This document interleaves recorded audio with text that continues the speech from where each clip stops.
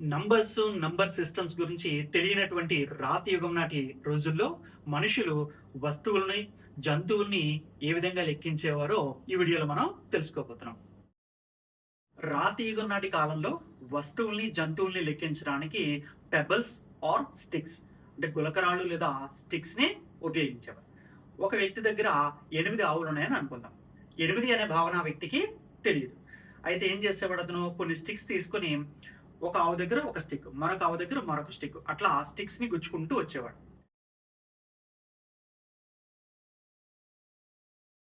అంటే ఒక ఆవుకి ఒక స్టిక్ 1-to-1 మ్యాపింగ్ చేసేవాడు. ఇప్పుడు ఈ గుచ్చిన స్టిక్స్ అన్నిటిని చేతిలోకి తీసుకునేవాడు. సో చేతిలో ఎన్ని స్టిక్స్ అయితే ఉన్నాయో తన దగ్గర అన్ని ఆవులు ఉన్నాయని అతడు భావించేవాడు. ఇప్పుడు ఈ ఆవుల్ని మేతకి బయటికి పంపించేటప్పుడు ఒక ఆవుని బయటికి పంపించడం, ఒక స్టిక్ కింద పెట్టడం, మరొక ఆవుని బయటకు పంపించడం, మరొక స్టిక్ కింద పెట్టడం, అలా చేతిలో ఉన్న స్టిక్స్ అన్ని కంప్లీట్ అయ్యేంత వరకు చూసుకుని ఆవులన్నిటిని బయటికి పంపించారా లేదా చెక్ చేసుకునేవాడు. ఇదే విధంగా మేత మేసిన తర్వాత ఈవినింగ్ ఇంటికి తీసుకొచ్చినప్పుడు ఒక ఆవుని లోపలికి పంపించడం, ఒక స్టిక్ కింద పెట్టడం, మరొక ఆవుని లోపలికి పంపించడం, మరొక స్టిక్ ని కిందకి పెట్టడం. అంటే చేతిలో స్టిక్స్ అన్ని అయిపోతే ఆవులన్నీ సురక్షితంగా ఇంటికి వచ్చాయని భావించేవాడు. చేతిలో ఒక స్టిక్ మిగిలిపోతే ఒక ఆవు మిస్ అయిందని భావించి దాన్ని వెతకడానికి వెళ్ళేవాడు.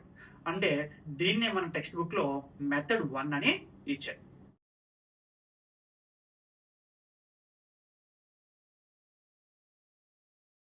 ఫిగర్ ఇట్ అవుట్ 3.1 లో ఫస్ట్ ప్రాబ్లం చూద్దాం. Suppose you are using the number system that uses sticks to represent numbers as in method 1 without using either the number names or the numerals of the Hindu number system. Give a method for adding, subtracting, multiplying and dividing two numbers or two collections of sticks. Numbers ని represent చేయడానికి మనం only sticks మాత్రమే ఉపయోగిస్తూ ఉంటే మనం ఏం చేయాలట, numbers లేదా కలెక్షన్ ఆఫ్ స్టిక్స్ ఇచ్చినప్పుడు వాటిని యాడ్ చేయడానికి లేదా సబ్ట్రాక్ట్ చేయడానికి, మల్టిప్లై చేయడానికి లేదా డివిజన్ చేయడానికి మనం ఒక మెథడ్ ని సూచించాలట. అది కూడా హిందూ నంబర్ సిస్టంలో ఉన్నటువంటి నంబర్స్ ని కానీ వాటి నేమ్స్ ని కానీ ఏమీ ఉపయోగించకుండా ఈ మెథడ్ మనం చెప్పాలి. ఇప్పుడు అది ఎలాగో ఫస్ట్ ప్రాబ్లం చేయడం ద్వారా చూద్దాం. ఇప్పుడు ఎడిషన్ ఎలా చేయాలో చూద్దాం. ఈ బ్యాగ్ లో కొన్ని స్టిక్స్ ఉన్నాయి, ఈ బ్యాగ్ లో మరికొన్ని స్టిక్స్ ఉన్నాయి. ఇప్పుడు ఈ రెండింటిని యాడ్ చేయాలి. ఇప్పుడు ఈ బ్యాగ్ లో ఉన్న ఈ స్టిక్స్ ని ఇందులో వేసేద్దాం. అంటే మొత్తం స్టిక్స్ అన్ని కూడా మొదటి బ్యాగ్ లోకి వచ్చేసాయి. అంటే ఎడిషన్ కంప్లీట్ అయిపోయినట్టే. దీన్నే మనం మరొక విధంగా ఎలా అర్థం చేసుకోవచ్చు. ఒక వ్యక్తి దగ్గర ఇక్కడ ఎన్ని స్టిక్స్ ఉన్నాయో అన్ని కౌస్ ఉన్నాయి. అతని పక్కింటి వ్యక్తి దగ్గర ఇక్కడ ఎన్ని స్టిక్స్ ఉన్నాయో అన్ని కౌస్ ఉన్నాయి. ఈ పక్కింటి వ్యక్తి ఇతనికి తన కౌస్ ని స్టిక్స్ ని ఇచ్చేసాడు. అంటే మొత్తం స్టిక్స్ మొత్తం కౌసు మొదటి వ్యక్తి దగ్గరికే వచ్చేసాయి. అంటే ఎడిషన్ మనం ఈ విధంగా కూడా అర్థం చేసుకోవచ్చు. ఇప్పుడు సబ్ట్రాక్షన్. ఈ బ్యాగ్ లో కొన్ని స్టిక్స్ ఉన్నాయి. సో దానిలోంచి నేను కొన్ని స్టిక్స్ తీసేయాలని అనుకుంటాను. సో తీసేస్తే ఇంకా ఆ బ్యాగ్ లో నాకు ఎన్ని స్టిక్స్ కనిపిస్తాయి, ఎన్ని మిగిలాయో అన్ని స్టిక్స్ కనిపిస్తాయి. సో మిగిలినవి ఇక్కడ వేస్తాం. ఇదే సబ్ట్రాక్షన్. ఇప్పుడు మల్టిప్లికేషన్ ఎలా చేయాలో చూద్దాం. ఇక్కడ ఈ గ్రూప్ లో కొన్ని స్టిక్స్ ఉన్నాయి. ఇలాంటి గ్రూప్స్ ఎన్ని ఉన్నాయో ఇక్కడ కొన్ని స్టిక్స్ చెప్తున్నాయి. మనకు ఆల్రెడీ తెలుసు multiplication is nothing but repeated addition. ఈ ఒక స్టిక్ కి ఒక గ్రూప్ వేసుకుందాం, ఇంకో స్టిక్ కి ఇంకొక గ్రూపు, ఇంకొక స్టిక్ కి ఇంకొక గ్రూపు యాడ్ చేస్తే సరిపోతుంది. అంటే ఆల్రెడీ ఎడిషన్ ఎలా చేయాలో మనం ముందే తెలుసుకున్నాం. ఈ స్టిక్స్ ని ఈ బ్యాగ్ లో వేసేద్దాం, ఈ స్టిక్స్ ని కూడా ఈ బ్యాగ్ లో వేసేద్దాం. అంటే మొత్తం స్టిక్స్ అన్ని కూడా ఒక బ్యాగ్ లోకి వచ్చేసాయి. అంటే total sticks in all groups. ఈ గ్రూప్ లో ఉన్నటువంటి ఒక గ్రూప్ లో ఉన్న స్టిక్స్ ఇవి. ఇలాంటి ఎన్ని గ్రూప్స్ ఉన్నాయి ఇక్కడ స్టిక్స్ చెప్తున్నాయి. మొత్తం అన్ని స్టిక్స్ కూడా ఒకే గ్రూప్ లోకి వచ్చేసాయి. అంటే మల్టిప్లికేషన్ కంప్లీట్ అయిపోయింది. ఇప్పుడు డివిజన్ ఎలా చేయాలో చూద్దాం. ఇక్కడ టోటల్ స్టిక్స్ ఇక్కడ ఇచ్చాడు. ఈ టోటల్ స్టిక్స్ ని ఎన్ని గ్రూప్స్ చేయాలో ఆ స్టిక్స్ ఇక్కడ ఇచ్చాడు. ఇక్కడున్న ప్రతి స్టిక్ కి అనుగుణంగా కరస్పాండింగ్ గా ఒక బ్యాగ్ తీసుకుందాం. ఈ స్టిక్ కి ఒక బ్యాగ్, ఈ స్టిక్ కి మరొక బ్యాగ్. ఇప్పుడు ఈ స్టిక్స్ అన్నిటిని ఈ బ్యాగ్స్ లో పంచాలి. ఈ స్టిక్ తీసుకోండి ఈ బ్యాగ్ లో, ఈ స్టిక్ తీసుకోండి ఈ బ్యాగ్ లో, ఈ స్టిక్ ఈ బ్యాగ్ లో, ఈ స్టిక్ ఈ బ్యాగ్ లో, ఈ స్టిక్ ఈ బ్యాగ్ లో, ఈ స్టిక్ ఈ బ్యాగ్ లో, ఈ ఈ స్టిక్ ఈ బ్యాక్, ఈ స్టిక్ ఈ బ్యాక్. అంటే ఫైనల్గా ఒక్కొక్కరికి వచ్చేటటువంటి స్టిక్స్ ఇవి అవుతాయి అన్నమాట. మనకి మెథడ్ 2లో ఏం చెప్తున్నాడంటే ఆబ్జెక్ట్స్ని రిప్రజెంట్ చేయడానికి మనం ఏదైనా లాంగ్వేజ్లో లెటర్స్తో రిప్రజెంట్ చేయొచ్చు. దీనివల్ల ఆబ్జెక్ట్స్కి లెటర్స్కి మధ్య ఒక 1-to-1 కరస్పాండెన్స్ అనేది ఫామ్ అవుతుంది.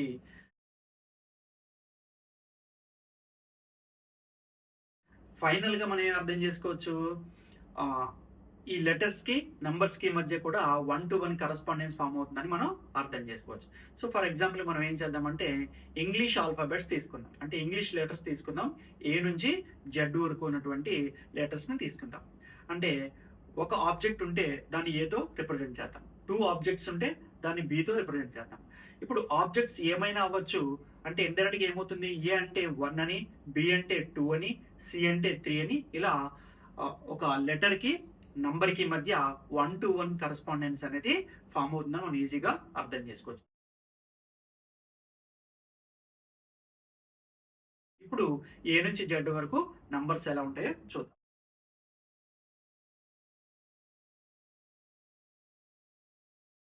ఇప్పుడు మనం సెకండ్ ప్రాబ్లం చూద్దాం. One way of extending the number system in method 2 is by using strings with more than 1 letter. For example, we could use AA for 27. How can you extend this system to represent all the numbers?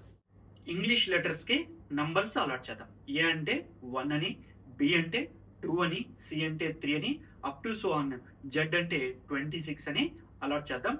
ఇప్పుడు అవి ఎలా ఉంటాయో ఇప్పుడు ఒకసారి చూద్దాం.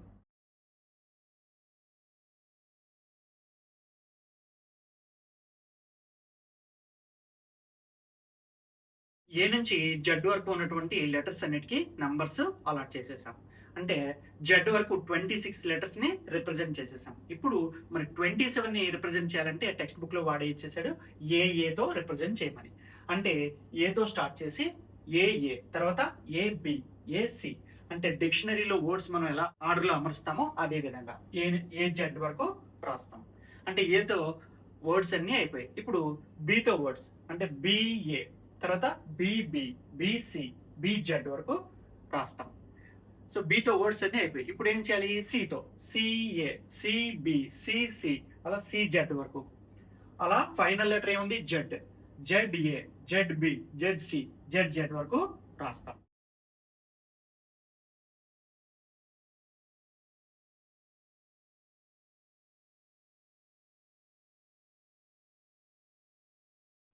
ఇప్పుడు letters ని numbers లోకి ఎలా కన్వర్ట్ చేయాలో తెలుసుకుందాం. For example BZ. ఇప్పుడు ఈ బీజెడ్ ని రాసేటప్పుడు మరి దీనికి నంబర్ వేయాలంటే ఏ నుంచి వరుసగా వేసుకుంటూ ఇక్కడ వరకు రావాలంటే అవసరం లేదు. ఇప్పుడు బీజెడ్ ని హిందూ నంబర్ సిస్టమ్ ప్రకారము ఇది ఒక 2 డిజిట్ నెంబర్ అని అనుకోండి. దీన్ని ఎక్స్పాండెడ్ ఫామ్ లో రాద్దాం.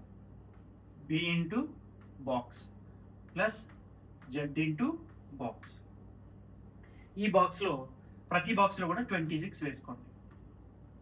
ఇందువల్ల మనం ఏ టు జెడ్ వరకు 26 లెటర్స్ ఉపయోగిస్తున్నాం కాబట్టి ఖచ్చితంగా 26 ఈ బాక్స్ లో ఎప్పుడు వేయాలి.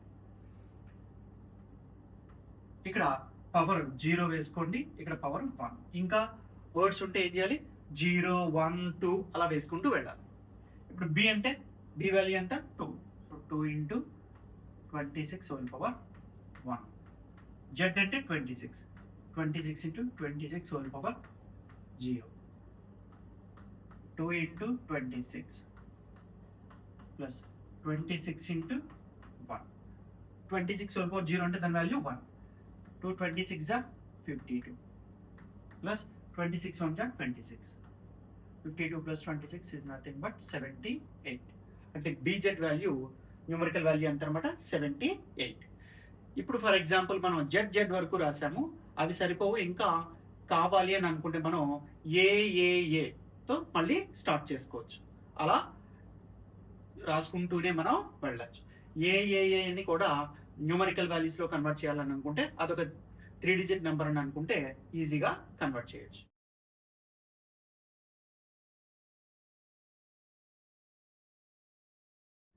ఏదైనా నంబర్ని లెటర్స్లోకి కన్వర్ట్ చేయాలంటే ఎలా చేయాలో ఇప్పుడు ఒకసారి మనం చూద్దాం. 1593ని మనం లెటర్స్లో కన్వర్ట్ చేద్దాం. ఇచ్చిన నంబర్ని 26తో డివైడ్ చేయండి. వచ్చినటువంటి కోషెంట్ ఇక్కడ వేసుకోండి, రిమైండర్ ఇక్కడ వేసుకోండి. మళ్ళీ కోషెంట్ని 26తో డివైడ్ చేసి వచ్చిన కోషెంట్ ఇక్కడ వేసుకోండి, రిమైండర్ ఇక్కడ వేసుకోండి. మళ్ళీ కోషెంట్ని 26తో డివైడ్ చేసి వచ్చిన కోషెంట్ ఇక్కడ వేయండి, రిమైండర్ ఇక్కడ వేయండి. అలా ప్రాసెస్ ఎంతవరకు కంటిన్యూ చేయాలి? కోషియంట్ 0 వచ్చేంత వరకు కంటిన్యూ చేయాలి. సో కోషియంట్ 0 వచ్చేసింది, రిమైండర్ 0 కాదు, కోషియంట్ 0 రావాలి. సో కోషియంట్ 0 వచ్చేసింది, ప్రాసెస్ ఆపేయచ్చు. అంటే ఇప్పుడు రిమైండర్స్ దగ్గర రండి. ఇక్కడ బాటమ్ నుంచి టాప్ తీసుకుందాం. 297. 2 అంటే లెటర్స్ లో బి, 9 అంటే ఐ, 7 అంటే జి. అంటే 1593ని లెటర్స్ లోకి కన్వర్ట్ చేస్తే ఎలా అవుతుంది అనమాట? బిఐజి అవుతుంది. అయితే ఇది చేసేటప్పుడు ఒక విషయం గుర్తుంచుకోవాలి. ఎప్పుడైనా రిమైండర్ 0 వచ్చేస్తే అక్కడ మాత్రం కోషెంట్ని ఒకటి తగ్గించుకొని రిమైండర్ 26 అని వేసుకోవాలి. సపోజ్ ఇక్కడ రిమైండర్ 0 వచ్చేసింది, ఇక్కడ కోషెంట్ 50 వచ్చింది. ఇప్పుడు నేనేం చేయాలి? కోషెంట్ 49 అని వేసి ఇక్కడ రిమైండర్ 26 అని వేసుకోవాలి. మిగతా ప్రాసెస్ అంతా మామూలు. కోషియంట్ 0 వచ్చేంత వరకు ప్రాసెస్ని కంటిన్యూ చేయాలి.